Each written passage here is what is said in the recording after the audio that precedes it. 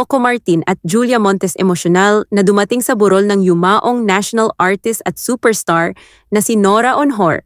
Maaalalang naging magkatrabaho ang tatlong artista sa isang pelikulang Padre de Pamilya noong 2015. Nagpahayag ng taos-pusong pasasalamat sina Coco at Julia sa yumaong superstar para sa kanyang napakalaking ambag sa industriya ng showbiz. Naramdaman mo ngayon impact na binigay ni Ate Gay sa inyo sa buhay niyo, Sir Coco?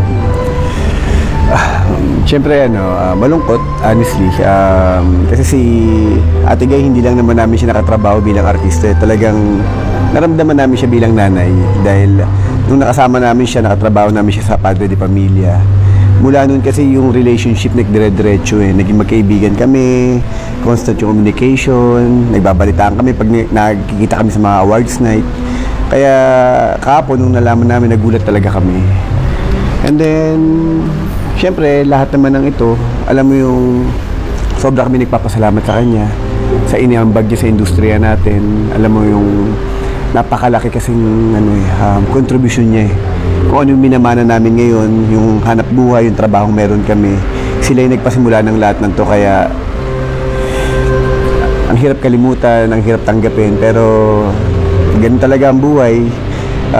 Siyempre, para sa amin, hindi namin siya makakalimutan sa napakagandang alaala na iniwan niya sa amin bilang mga anak niya, bilang mga kaibigan niya at kasama niya sa industriya.